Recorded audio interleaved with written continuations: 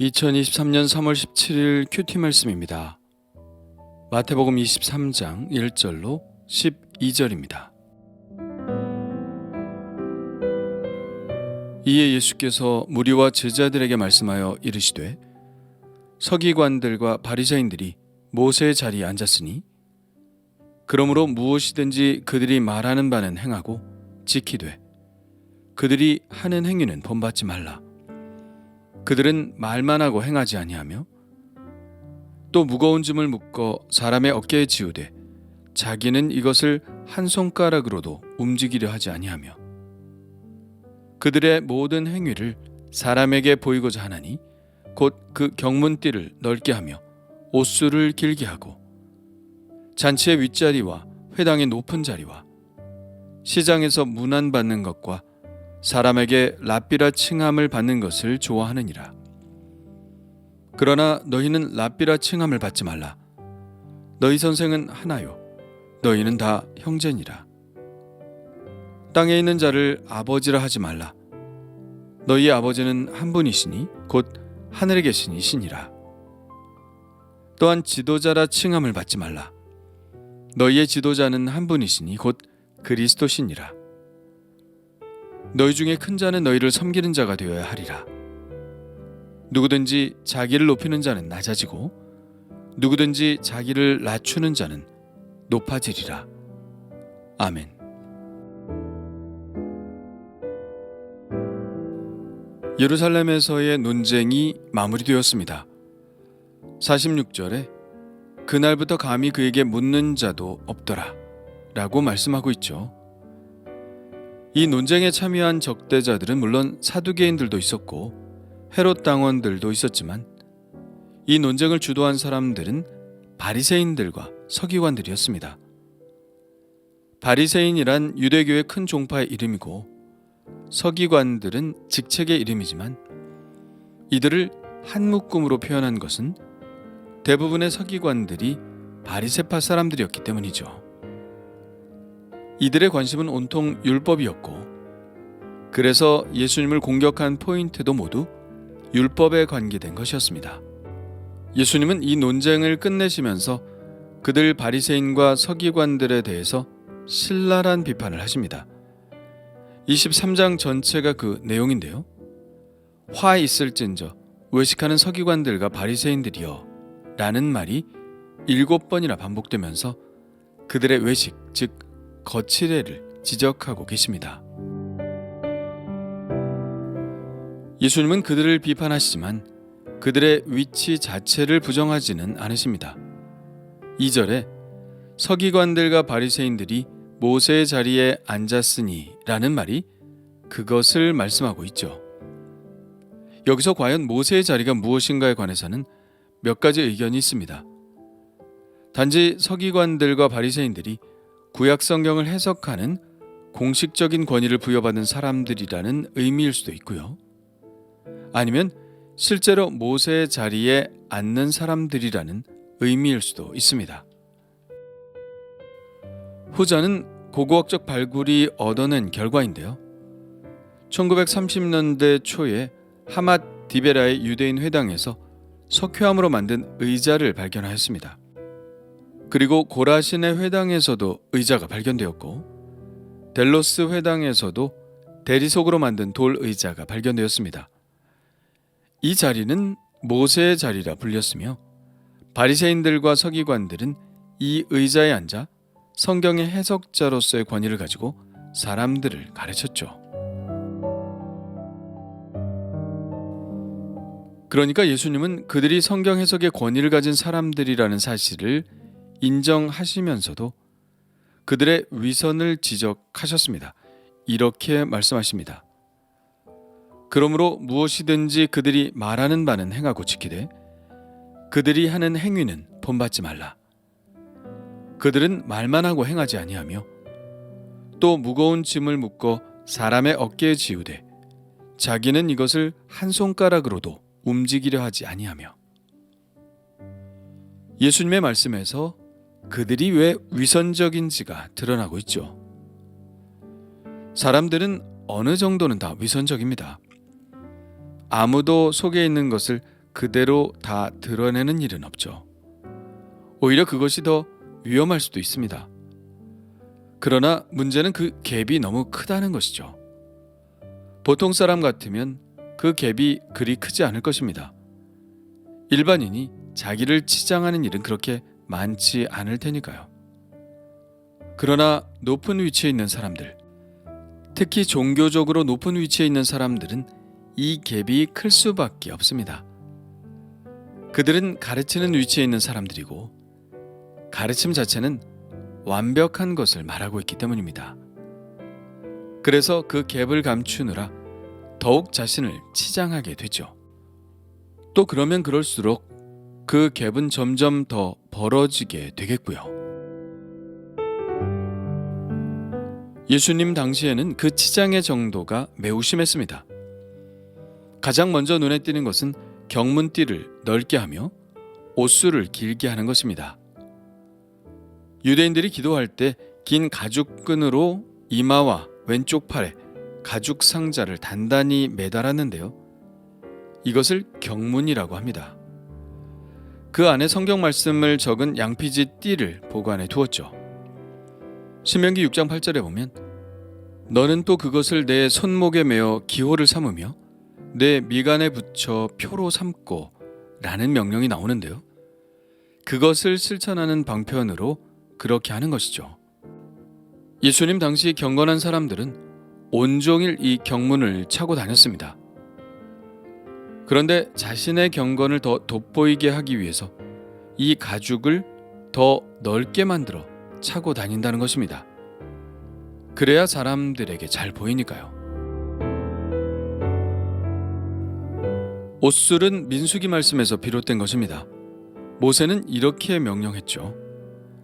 이스라엘 자손에게 명령하여 대대로 그들의 옷단 귀에 술을 만들고 청색끈을 그 귀의 술에 더하라.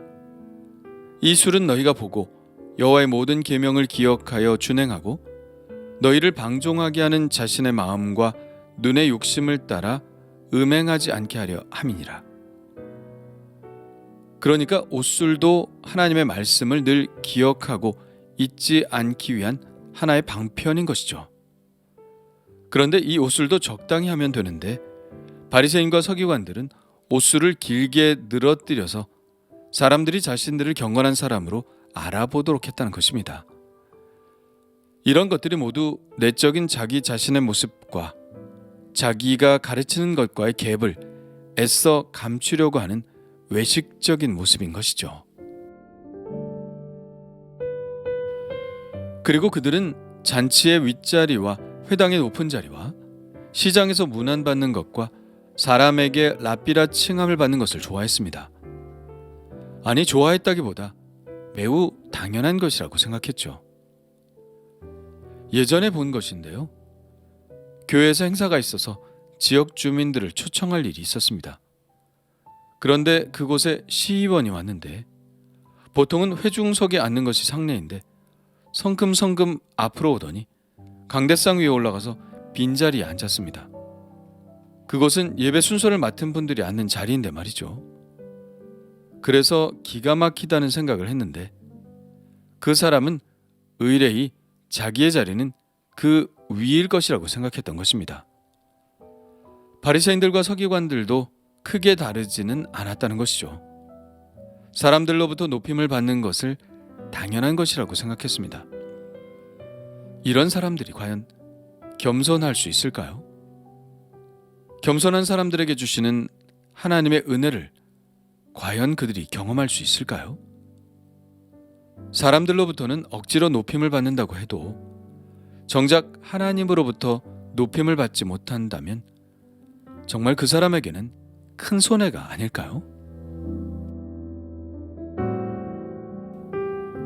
그래서 예수님은 이제 그들을 반면교사로 삼은 교훈을 당신의 제자들에게로 향하여 교훈하십니다.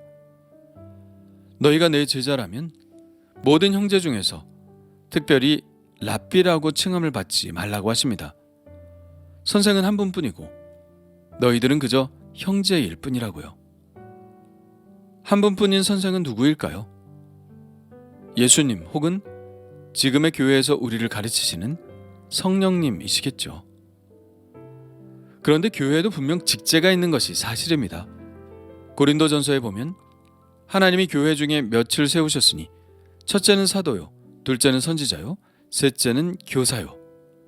이렇게 나와 있죠. 그러나 이것은 성령께서 주신 은사에 따라 봉사할 뿐이지 그것 때문에 특권의식을 가져서는 안 된다는 것을 예수님은 분명히 경고의 말씀으로 주고 계신 것입니다. 예수님은 또 땅에 있는 자를 아버지라 하지 말라. 너희 아버지는 한 분이시니 곧 하늘에 계신 이시니라 라고 말씀하십니다. 그렇다면 우리는 이 말씀을 육신의 아버지의 뜻으로 받아들여야 하는 것일까요? 그렇다면 육신의 아버지를 아버지라고 부르지 말아야 하는 것일까요? 전혀 그렇지 않습니다. 아버지를 아버지라고 부르지 않는다면 주님께서 우리에게 말씀하신 효의 명령은 아예 처음부터 실천할 수 없는 것이니까요. 여기서의 아버지는 그런 뜻이 아니라 랍비라는 말과 마찬가지로 유대계 율법 교사를 존경스럽게 부르는 말입니다. 지금도 카톨릭에서는 성직자를 신부님이라고 부르고 있죠. 아버지라는 뜻입니다. 글쎄요, 좀 생각해 볼 일 아닐까요? 또한 지도자라 칭함을 받지도 말라고 하십니다. 그런데 이 예수님의 말씀과는 달리 교회에는 지도자들이 늘 있어왔죠. 사도행전이나 바울의 서신서들에는 이 지도자들에 대한 언급이 있습니다. 집사나 장로, 감독과 같은 칭호들은 지도자들에게 붙이는 칭호들입니다. 그러나 이런 칭호들도 은사에 따른 봉사의 직분을 표시하는 것뿐입니다. 뭔가 불러야 할 호칭은 있어야 하니까요. 그러나 그런 때라도 바리새인들과 서기관들의 예에서 보는 바와 같은 특권의식은 없어야 합니다. 그리고 그런 칭호로 불려지는 것은 어쩔 수 없다 해도 그런 칭호들 때문에 오는 교만의 유혹은 늘 물리쳐야 합니다. 명예로운 호칭들이긴 하지만 그것이 공동체의 다른 구성원들과 구별되는 것과 같은 생각을 갖게 한다면 의식적으로 물리치려는 노력이 필요합니다. 아니, 물리칠 뿐만 아니라 그런 지도자들은 더 의도적으로 낮아지려는 몸부림이 있어야 한다고 주님은 말씀하십니다. 너희 중에 큰 자는 너희를 섬기는 자가 되어야 하리라. 누구든지 자기를 높이는 자는 낮아지고 누구든지 자기를 낮추는 자는 높아지리라. 그러면 어디까지 낮아져야 할까요? 이미 주님은 18장에서 이렇게 말씀하셨죠. 그러므로 누구든지 이 어린 아이와 같이 자기를 낮추는 사람이 천국에서 큰 자니라. 예, 어린아이처럼 낮아져야 합니다. 지도자로 존경을 받는 자와 어린아이의 갭은 너무 크죠. 바리새인들과 서기관들처럼 어떻게든 이 갭을 감추려고 외식함으로 더 높아지는 방법을 찾으려는 노력이 아니라 어떻게든 이 존경받는 자리를 피해서 가장 낮은 곳으로 도피해 이 갭을 좁히려는 노력이 있어야 합니다. 기독교 신학의 기초를 만든 성 어거스틴은 존경받는 인류의 스승이었습니다. 어거스틴에게는 레이나라고 하는 제자가 있었는데요. 하루는 어거스틴이 볼 일이 있어서 이 제자를 불렀습니다. 그런데 대답이 없었습니다. 분명히 옆방에 있는 것 같은데 대답이 없습니다. 몇 번 거듭 불러보았지만 여전히 대답하지 않습니다. 어거스틴은 슬며시 부하가 났죠. 이 녀석이 하면서 신경질적으로 문을 열어 젖혔습니다. 그런데 순간 그는 아차하고 뉘우쳤죠. 레이나는 무릎을 꿇고 간절히 기도하고 있었던 것입니다. 너무나 간절히 기도에 몰두한 나머지 스승의 부르는 소리를 듣지 못했던 것이죠. 어거스틴은 부끄러워 몸둘 바를 몰랐습니다. 기도가 끝난 후 제자를 불러 간청했죠. 너의 발로 내 목을 밟고 서서 교만한 어거스티나, 교만한 어거스티나, 교만한 어거스티나 이렇게 3번 소리쳐다오. 그렇게 어거스틴은 교만한 마음이 고개를 쳐들지 못하도록 몸부림치는 노력을 했습니다. 바리새인들과 서기관들에게 하신 비판을 우리는 듣지 않아도 될 말일까요? 아니죠. 주님은 그들에게 빗대어 우리들에게 하신 말씀입니다. 교만한 자가 받게 되는 패망의 길을 걷지 않도록 하시기 위해, 겸손한 자들에게 주시는 그 은혜를 받게 하시기 위해 주님은 우리들에게 자신을 낮추라고 말씀하신 것이죠. 만일 우리가 주님의 말씀처럼 겸손할 수 있다면 기독교 교회는 세상 사람들로부터 높임을 받을 것입니다.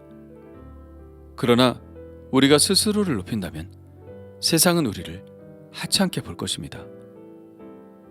사람들이 우리를 보고 예수님을 영접하기를 원한다면 그것은 우리가 그들 앞에서 늘 겸손하기 때문일 것입니다.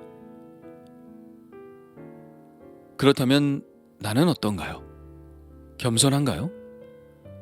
어린아이처럼 자신을 낮추고 있나요? 바리새인들과 서기관들처럼 말로만 하는 사람이 아니라 스스로 낮아져서 굳은 일을 도맡아 하는 사람인가요? 주님 감사합니다. 말과 행실이 일치되는 삶을 살기를 원합니다. 거룩함으로 치장하지 않게 하시고 실제로 하나님 앞에서 거룩하게 하옵소서. 높임을 받으려는 욕심을 다 내려놓게 하시고 오히려 어떻게 하면 더 낮아질 수 있을지 그것을 생각하는 자가 되게 하여 주옵소서. 우리에게 그 모범을 보여주시기 위해 겸손히 십자가를 지신 우리 주 예수 그리스도의 이름으로 기도합니다. 아멘.